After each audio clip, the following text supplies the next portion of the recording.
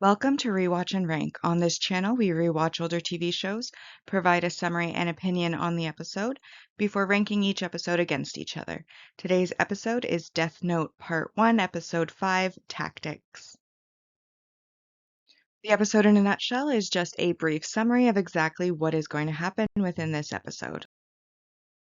Light uses Rei to kill all the FBI agents in Japan. Naomi investigates on her own. The task force learns of the FBI investigation, and after only 5 are left as part of the task force, they are invited to meet Elle in person.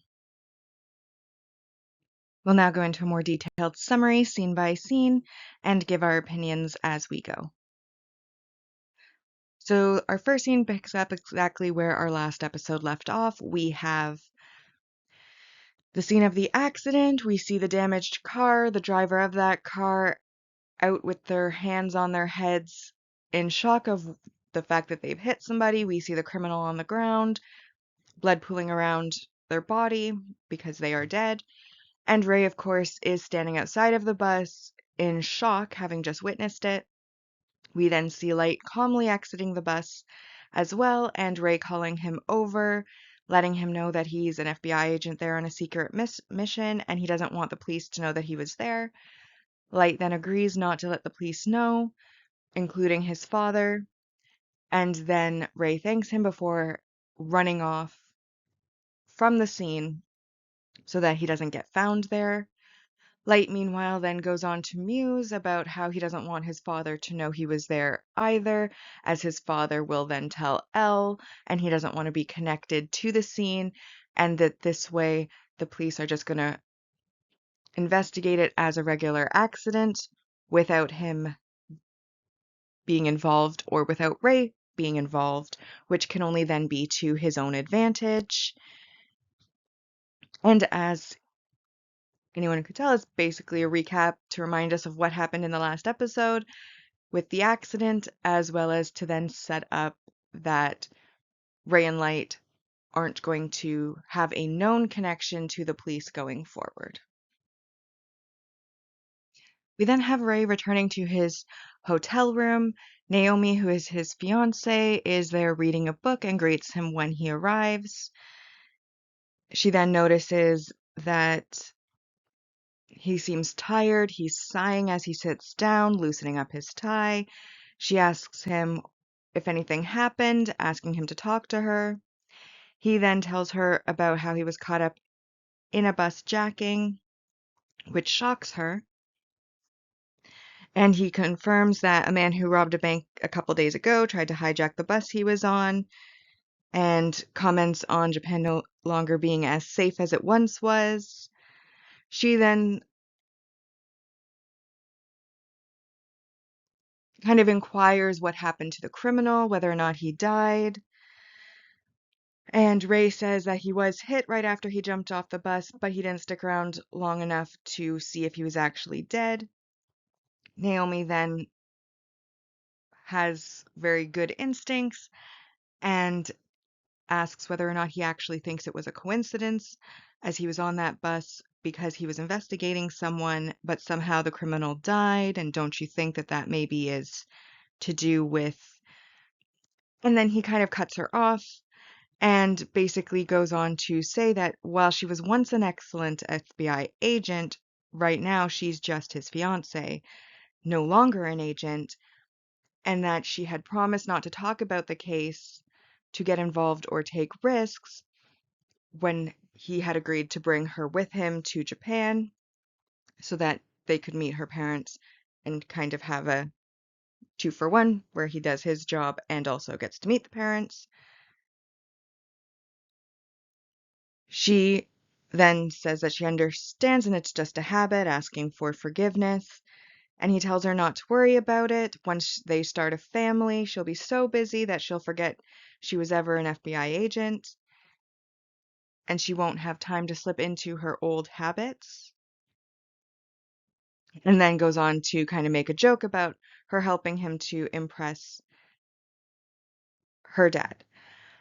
Now, with this scene,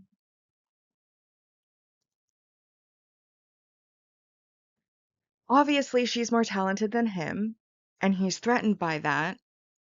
And so he has to diminish her in order to make himself feel better. And she allows it because she supposedly loves a man who would do that to her. Obviously, I don't think she minds wanting to be a mom. She's agreed to it, it sounds like. It sounds like they have a mutual agreement. So it is her choice and her decision. But from an outside perspective watching it, I can't deny that I personally was offended a little bit by the scene, just by the fact that she's raising a really good point here, and he's completely dismissing her out of hand and even dismissing her past experience. Like, in my opinion, you should use every resource available to you, whether it has ovaries or not. And I don't really understand why, if he fell in love with her in the first place while she was an FBI agent, he would be so dismissive of her talents that she gained as an FBI agent, because obviously wouldn't that have been part of why he ended up loving her, unless he doesn't actually love her and just has other motivations. But it seems like this where you can really tell the kind of like the cultural differences between West and East when you're watching, and just personally, I found it kind of offensive. Not to say that everyone would, but I definitely thought that it was. So we next see Light sitting at home at his desk, notebook at the ready, when Ryuk asks him if he's going to write the FBI agent's name. Light denies it, saying that he's going to write Ray's name a week later, but for now, once he's already investigated some other people, but for now he's going to play around with Elle a bit. We then move to where Elle is, and Watari is calling Elle on his computer setup, letting him know that another victim in prison has left another dying message. Elle asks to see the image. The image is sent to him, and it then shows that in this message, the top line reads Shinigami. So then we are reminded that the previous message said, Elle, do you know? And now we've added Shinigami to that. And Elle speculates that he might want to say that gods of death exist. He then tells Watari to tell the police to keep a careful watch on the prison, as we should expect potentially more notes like that to be left by the victim soon, and Watari then agrees to do so. This, of course, is just a quick break in the scene where we get to see a little more of that cat and mouse between Light and Elle. That is the primary purpose of part one of the series. And of course, with the notes. And again, I just have to say, Light is both clever and really stupid sometimes. Like, it's clever of him to wait a bit and delay writing Ray's name so that he has less of a chance being connected back as the one who got Ray's name in the first place. And after he has investigated some other people, because hopefully whoever he was investigating at the time he died would be the primary suspects. However, giving Elle clues because you're so sure of your own superiority and risking getting caught is dumb. Like, I mean, at this point, they are aware that there's a supernatural element, but telling them what exactly that supernatural element is, again, narrows down your method, means, etc., to the point where they may be able to speculate. So letting him know that Shinigami might be real, bad move. Because I'm sure there are other mythical creatures or other supernatural abilities that they could have thought it was. Maybe it was like a mutant variant of human. Maybe it was some sort of psychic powers. Maybe it was some form, some other type of creature that has the capacity to kill. But now you've narrowed it down to potentially it's a Shinigami power and Shinigami are real, which I just feel like the broader the options are, the safer you would be. So he's clever to wait, but then kind of dumb to again narrow down the options for Elle, who is obviously brilliant. We next find ourselves at a packed train station with Light casually in a tracksuit leaning against the wall with Rook next to him, commenting on how packed the place is with humans, asking if Light's going to do it there. Light confirms that he's going to show Ryuk what he's learned from the investigations and experiments that he's done in the past few days. Ryuk then inquires what experiments, and Light confirms that he's been testing different methods of killing on the criminals in the area, and he has found out that if you first write the cause of death and the details surrounding it, the name of the victim can be added afterward and it still will work. Ryuk kind of internally is shocked, as that's something that even he, as what the original owner, did not know about the notebooks. We then see Ray arriving and passing him, and so Light puts on his hood to disguise his face, and he starts following Ray Pember.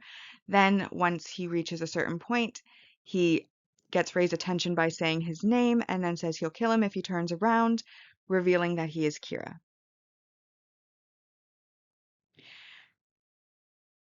Ray, of course, recognizes that he's heard the voice somewhere before, but he can't place it. And Light informs him that he's going to prove that he is Kira and draws attention to a man who is sweeping in front of a store wearing glasses and lets Ray know that he's going to kill this man. Ray says, "You can't be serious, don't do it," tries to protest. But the man does, in fact, gain a heart attack and die right there in front of the restaurant, and Light informs him that he had to kill at least one person or he may not have believed him or taken him seriously. He then goes on to say that the man with the glasses was repeatedly accused of sexually assaulting women, but was never convicted due to technicalities and lacks of evidences, and that he was a menace who caused pain to society and therefore deserved to be punished. He then goes on to say that you may have already heard from L, but as Kira, he's able to kill anybody as long as he has their faces, and so could kill anybody that he sees there in the station and asks for a request and he'll do it for him. But Ray, of course, doesn't want anyone innocent to die, or anyone at all to die, really, and says not to do it, that he believes that Light is Kira. And then Light goes on to say, well, of course, you care more for your loved ones than the people here, don't you? Consider your loved ones. And then he kind of goes, oh, it can't be. You know about her? How do you know about her? Basically, we then see Light kind of smirking under the hood, having been given information that Ray probably didn't intend to, as he was fishing at that time and didn't actually know that he had a significant other.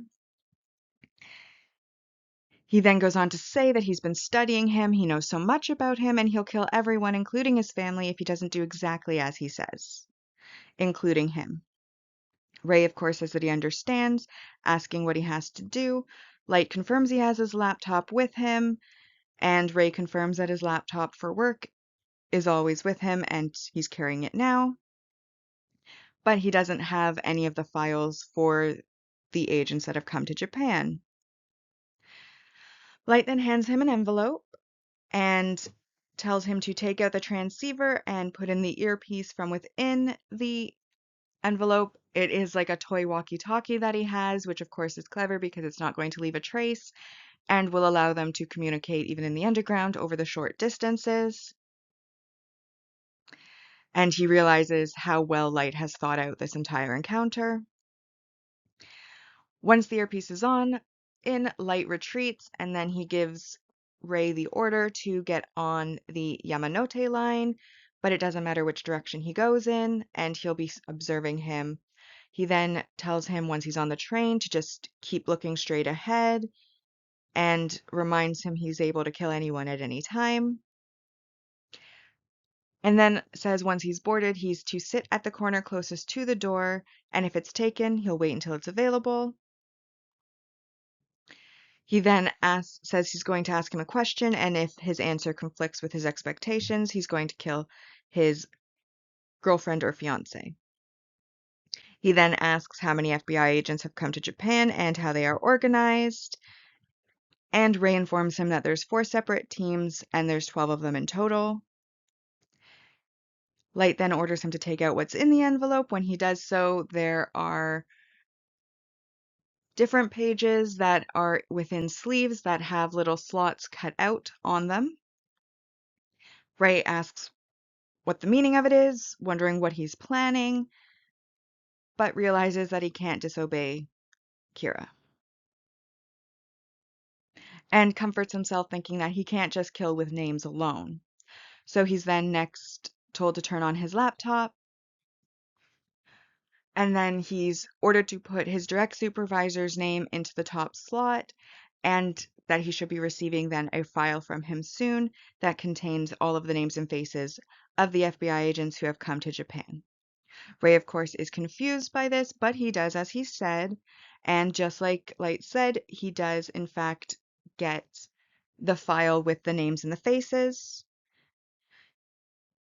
Once he gets the file with the names and the faces, he is then ordered to write the names of each agent while looking at their ID into each of the other empty slots. And once he's done that, Light, who is watching from the next car over through the window, then tells him to put everything back into the envelope, continue riding the train for maybe about 30 minutes, and put the envelope on the rack. Once he's sure that nobody will remember that he put the paper back on the rack and forgot about it, then he is to exit the train. And while he's sitting there riding the train, Ray continues to muse on the fact that he definitely recognizes the voice and just can't place it. He then disembarks the train as he was ordered and finds that he starts to have a heart attack immediately. As he's having the heart attack, he struggles with himself in order to turn around and glance back at the train. And upon looking into the train, he then sees Light Yagami. And Light, dramatically standing in the entrance, watching him with his air of superiority, then tells him, "Farewell, Ray Pember." The doors then close, and the train disembarks while Ray has died, and then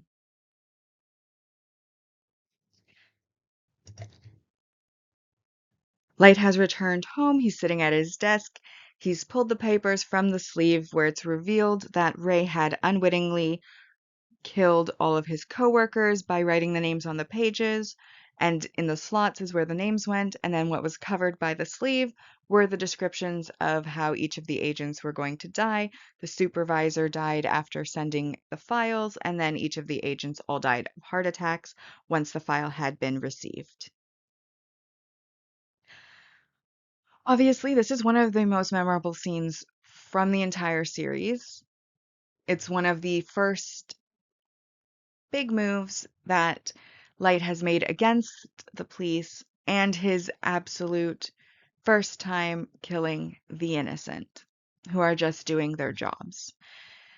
Technically, Lindell Taylor doesn't count because he was a criminal scheduled for execution, so while it was intended to kill somebody innocent as he thought it was Elle at the time, it still turned out to be a criminal, so he hadn't quite fallen yet. He was just on his downward spiral, but now he's gone against his idea of he was going to kill only the criminals. Now no longer, he is not just killing criminals, he is going to be killing everybody. Anybody who gets in his way. And this, of course, shows his lack of true conviction in what he is doing because he's not able to stay true to his purpose that he has made for himself. We also see him killing the innocent. And while it does show his genius because it is very clever and it, of course, took into account a lot of things so that he could get away with it and not leave behind any evidence. So that, and then we also see, like, with the guy with the glasses, he was never convicted as a criminal, though he was accused as being a criminal, so that it's on the fence. It depends on whether those accusations were legitimate or not, whether or not he actually was a criminal. And obviously there was no evidence, which is why the police weren't able to do anything about it. So he's taking it on good faith that the people who accused him weren't lying. So he also could have potentially killed an innocent person there. But it does, I mentioned it before in the others, but like as Kira, really, there's always going to be more FBI agents. There's always going to be more law enforcement agencies. There's always going to be more detectives. There's always going to be somebody hunting you. So doing this focus and killing them and bringing more attention to yourself in a negative light, going against just killing criminals, it's only going to harm him. In the long run, it really is only going to harm him and make them even more dedicated to finding him. And the more clever path would have been to just avoid the police altogether, let them do what they wanted, keep abreast of the investigation, and make sure you know what they know so that you can avoid getting caught. But let them continue to catch the criminals for you. Let them continue to do their job. They're the innocent. They're on the side of justice. They're on your side, technically, if you believe that you are on the side of justice. But again, we finally do get more of the clever side of Light, who is told that he is a genius, and this shows us as an audience that he actually is very clever, very smart, very much a genius, as he's able to pull this off in a very clever way after clever experiments without being suspected or getting caught at this point. We next get a series of short snippets of the aftermath of Ray's death. We first have Elle getting a call from the FBI director, letting Elle know that he's just got word from Japan that all the agents had died of heart attacks, and he could only conclude that Kira was behind it. And so, while he's very sorry, the FBI is going to call off their investigation in Japan. Elle, of course, is standing half in shadow from the light of his screen, and then we get Watari's voice saying that there's a call from Chief Yagami. The chief then is shown on screen saying that he's just spoken with the FBI director, and according to him, he was investigating everybody involved with the task force. Elle confirms this. The chief then asks what the meaning of it is, asking him if that means that he suspects them. And Elle confirms that he believes what he did was necessary in order to learn of Kira's true identity. The chief, of course, can't condone treating his colleagues as spies. And we then see some of the other police officers in the task force talking about how they can't trust Elle, but also talking about how Kira has now killed law enforcement agents and therefore is just a killer like anybody else. We then continue on to where we have Elle then hanging up with the chief and getting another message from Watari that there's been another message left within the prisons. We then get a scene of Light sitting near a window or on his balcony, and he says, kind of back and forth, it'll show Light at his balcony and Elle looking at the screen where it shows the image of the letter, and we get the full message of Elle, do you know Shinigami love apples? And this, of course, pisses Elle off, who says, damn him. And then we move on to Naomi in her hotel room, and she's sitting in the dark, and she comments on Ray being dead as a tear track goes on one of her eyes, not the other, and then says that he was not dead, but killed by Kira. And of course, is upset about this.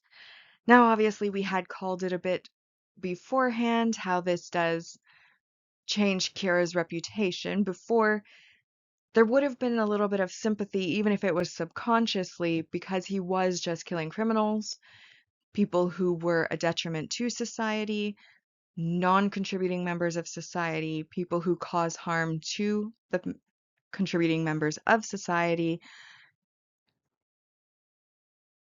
And so there was probably like like a subconscious feeling of, yes, he is a criminal, we need to catch him, but do we have to try real hard? is kind of what I feel like they probably would have had subconsciously been going through.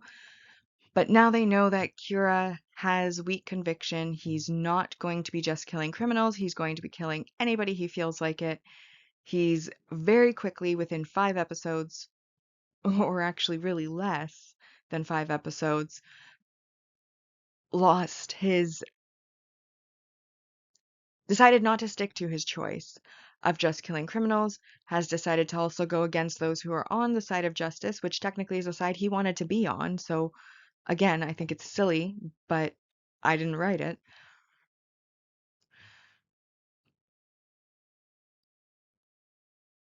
And we now see the police coming to that determination themselves. We also see that Elle has lost some of the trust of the police who were working with him closely before because they have found out that he was investigating them.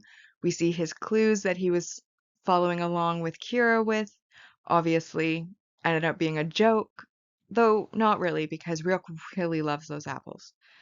It's completely true that Shinigami do love apples. And then, of course, we're having that foreshadowing of Naomi's involvement. She's lost the person she loved. She quit her job, so she's kind of a free agent, and she has nothing to lose at this point, probably in her mind, having lost the fiance she gave up her career for, that she loved for some reason. And I'll admit that first scene, that early scene when he was being kind of like disparaging towards Naomi, kind of made me like him less. So I wasn't super sad when Ray died. And I'm wondering if that's why she only cried out of one eye, because really, was he worth crying over? It's anybody's guess. But again, we get the foreshadowing that she suspected Kira from the start from the hijacking. Now Ray's dead, and she's very sure that Kira's killed him, so we know that she's going to probably do something, having been a former agent. We then get a brief scene where the Yagami family has a family meeting. And Soichiro informs them that even if he had kept it secret, they'd eventually figure it out. So he thinks that it's best to tell them now and lets them know that he is currently in charge of conducting the investigation on Kira. This, of course, at first is greeted with amazement that he's amazing, good job on him, yay, him. But then he tells them basically they're jumping the gun, that wasn't what he actually wanted to tell them. And then he informs them that yesterday 12 FBI agents that were sent to Japan to find Kira had died. It's then inquired, were they all killed by Kira? And then he says that, putting it bluntly, Kira might kill anyone who tries to catch him, and that he is pure evil. Of course, at this point, Sayu jumps in that he should quit and not get involved in something that could cost his life. His wife then also jumps in and says that, Sayu's right. He should put his life before his job. But Yagami again, or Soichiro then again says he's not going to back off. You should never yield to evil. And so he is going to see the case through. Light stands up and tells him that it's very admirable and he's proud of him. And then he starts walking towards the door, leaving the meeting, saying that if something ever happens to his dad, he will find Kira and make sure that he is executed. This, of course, is just a little family scene, and Light, we already know, unfortunately, is lying. I believe on some level he does care about his family, but we saw when he was making his trap to hide the notebook that he considered if his family found out about the notebook, that he would, in his own words, have to kill them. He would have to kill his own family. He has already made the decision to prioritize his self-imposed role of Kira over his family members. So while he is Kira, if his dad did die from Kira, he would be the one to kill him, and I highly doubt he's going to execute himself. So once again, we can see that Light is lying, but we can also kind of see the role he plays for his family as well. Dutiful son, he thinks that what his dad's doing is amazing, and he's so proud of him, and he's gonna get revenge if it should happen. Whereas, like, the female side of the family is like, prioritize us instead. Don't go and put your life on the line. And I think that's reasonable, especially since it looks like, in this case, obviously, his wife is a housewife. If something was to happen to him, I'm pretty sure that would leave the family in a rather terrible situation. And I don't know how life insurance works in Japan, how that would end up for her, but I can definitely see why she might be on the side of take the path that will allow you to definitely live, not the path that risks your life. But she also made the decision to marry a cop, so that kind of comes with the territory, as things can happen when you are dealing with criminals.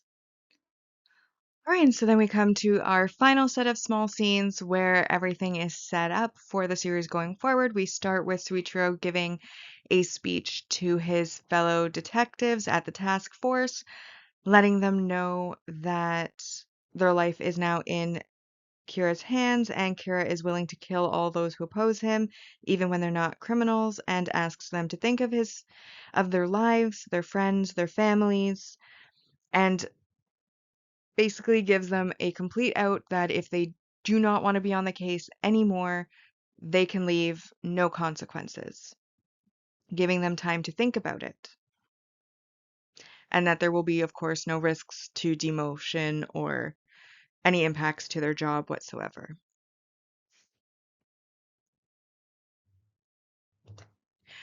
We then move on to Naomi, who has begun her own investigation, where she is now approaching the bus driver who was there at the accident, showing him a picture of her and Ray, asking if he recognizes him.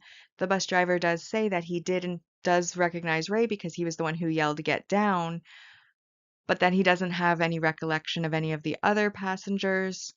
And she thanks him for his time before she starts leaving, walking down the street. And she then kind of muses to herself as she's walking that most likely, if her theory is right, that Kira had to be among those passengers, and therefore she should be able to find Kira if she continues down the line that the bus took.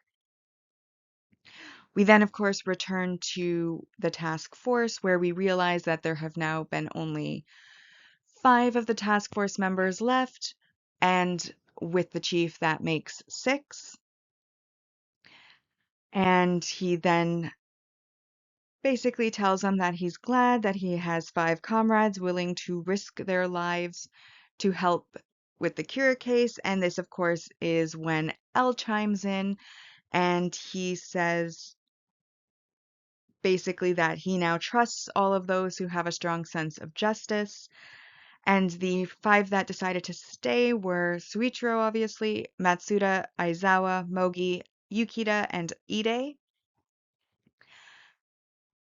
Of course, once L says that he trusts them, Aizawa points out that L might have said that he trusts them, but they don't trust L, and they all kind of chime in about the fact that they've decided to risk their lives to catch Kira, and L should know what they mean by that, yet L's only given orders without revealing his face, and they can't work with somebody like that. They then go on to say if he's really serious about joining forces and really wants to capture Kira, then they want L to come to them. But L then goes on to say that he just said that he trusts all of them, and then he turns, or Watari, who is at the laptop as usual, turns the laptop around, and written on the screen, not said out loud, is a request to keep what's about to happen a secret between them, just the 8 of them, and he would like the 6 of them that he trusts to meet him as soon as they can. However, before that, he wants all of them to leave the building and to think again whether or not they really trust him or not. We then see all of the six of them standing outside of the police building in a loose circle, and they begin to discuss kind of what is going on between them. So, they start to question his intentions, like why is he suddenly wanting to cooperate now? If he solved all these numerous difficult cases by himself before, why can't he do the same now? And based on his past actions, they could end up dealing with a double so that he doesn't have to actually reveal his face. But then some of the others say that they do trust Elle and that they're going to need Elle's help in this particular case. So Ichiro steps in, saying that from the very beginning, Elle has said that this case requires police assistance, and then basically puts forth a theory that Elle was waiting for this to happen, for all of the people in the investigation to be whittled down until it was just those who were serious, because from the very start of the investigation, they've had detectives quitting over and over, and there was confidential information that had managed to be leaked, and you can't run an investigation properly unless you trust your partners. And that is why, well, Elle has waited so long until it was just a few of them. This, of course, offends Ide, who then says that he'd rather resign than join up with Elle, and he leaves to go back in the building. But all of those remaining confirm that they are all willing to go on and continue their fight and cooperate with Elle. We then see that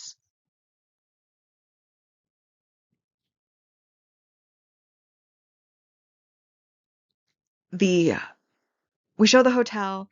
We see a car pull up to pick up the remaining detectives, and Elle says that he's currently at the Taito Hotel and that he's going to be switching hotels every few days, but he wants them to use and think of the rooms at the hotels as the de facto headquarters of the investigation going forward. He then says that if they agree to it, he wants each of them to split up into two groups. First group we see is Suichiro with Matsuda, and so it's assumed the second group will be Aizawa, Mogi, and Yukita. And with a 30-minute interval between them, they're to come to the room by 12 o'clock. We then get to see inside of Elle's hotel room, and we get to see Elle standing in front of the window, and he's musing on Kira, saying that they're finally at an even distance from finding each other, and that he's going to make his first appearance in front of people as Elle, and hopes that if Light does manage to find out about this, that he's going to start making moves and make his way closer, and Elle internally challenges him to bring it on. We then get to see Light sitting again in his own room, his own space, thinking about how he's done so much work over the past few days, and he needs to think harder if there was anything that he might have missed, anything he might have overlooked, and what his next move should be, basically trying to go over if he left any evidence, if there's anything that could lead back to him, and then how he can make more moves going further, because at this point, I think we've figured out it's not so much about the killing criminals as it is about his game with Elle at this point. He then internally challenges Elle back that the real battle starts now. And then we have scenes of the detectives making Suichiro and Matsuda making their way to the door and knocking on it, and then we hear Elle's voice from inside asking them to please come in, and this is where the scene ends.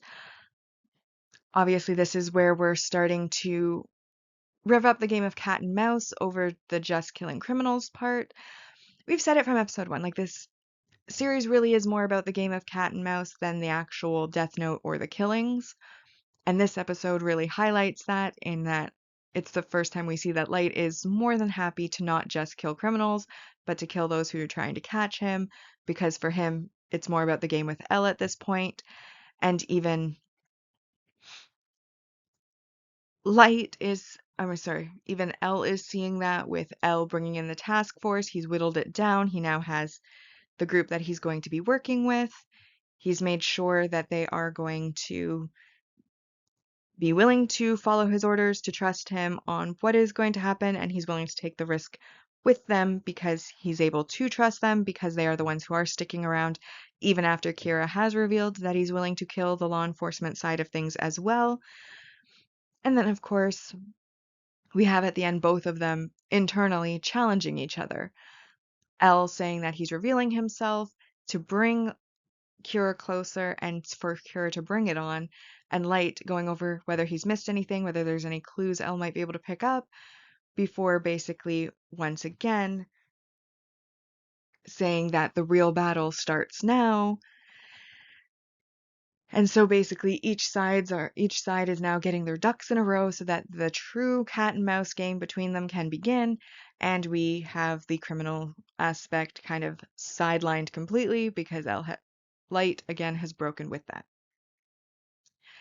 And it also makes a nice cliffhanger, and it's also the first time we should note that we're seeing Elle unshadowed.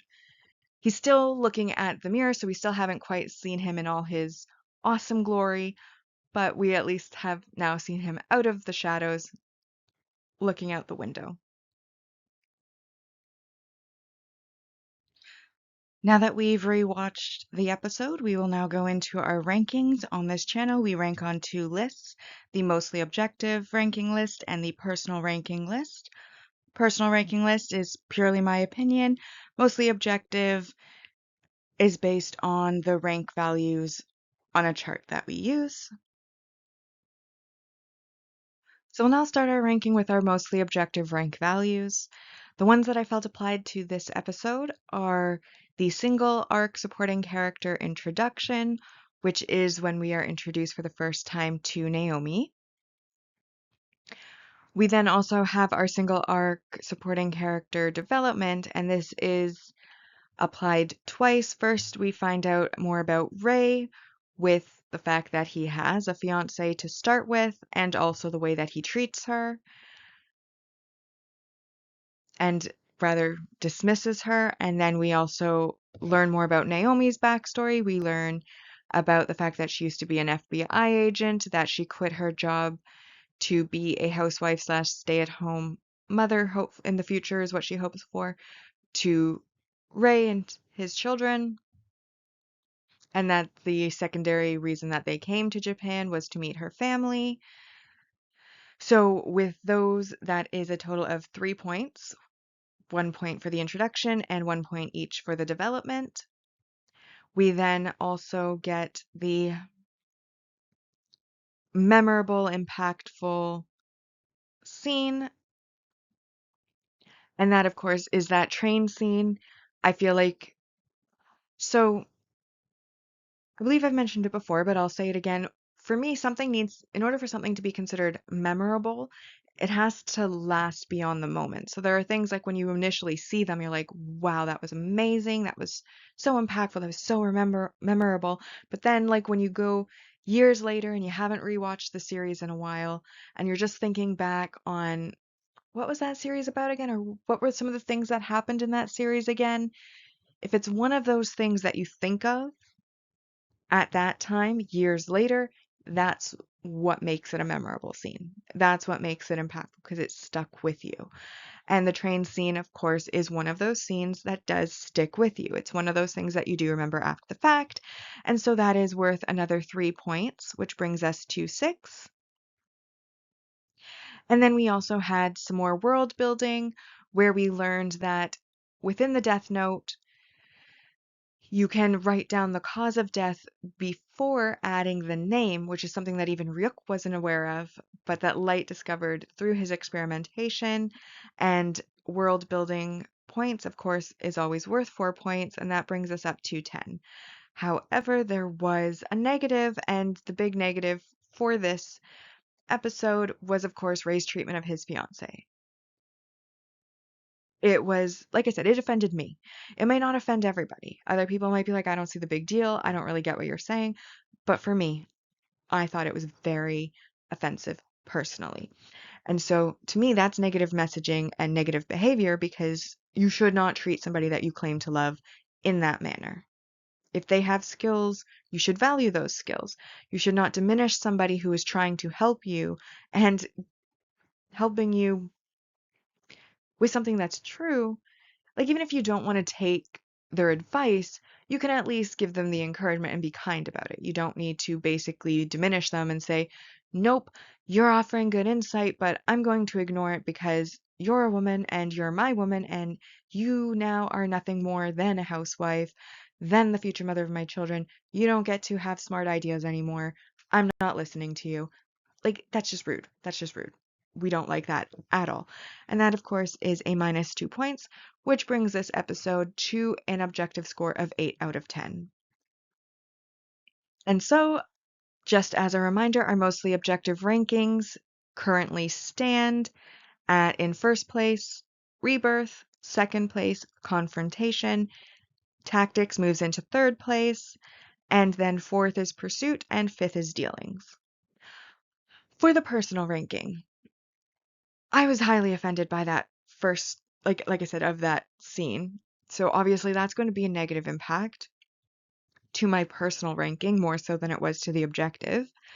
And also, I found that I've mentioned it before, but the scenes with the police officers, unfortunately, the police, they just aren't as compelling as Light and Elle and Ryuk as characters. They really are more serious, a little more boring, a little less competent. They're just not as entertaining as a viewer to watch. And so that second half, where it was mostly dealing with the police and them kind of setting up for future episodes, getting that task force whittled down, etc., wasn't that great. But again, the train scene is one of the most memorable scenes. I like that Elle and Light are starting to challenge each other. And so our game of cat and mouse is going to begin in earnest, which is really the fun part of the series. So we're looking forward to it.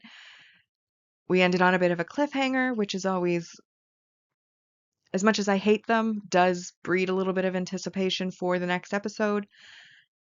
And so all told, I decided to give it a 6 out of 10 for the good first half and that little challenge at the end, but basically the second half being boring and Ray's personally offensive to me behavior brought it down. And so 6 out of 10. And with that, that brings my personal ranking to, in first place, we have Rebirth. Second place, we have Pursuit. Third, Confrontation. Fourth place is Tactics. And in fifth place is Dealings.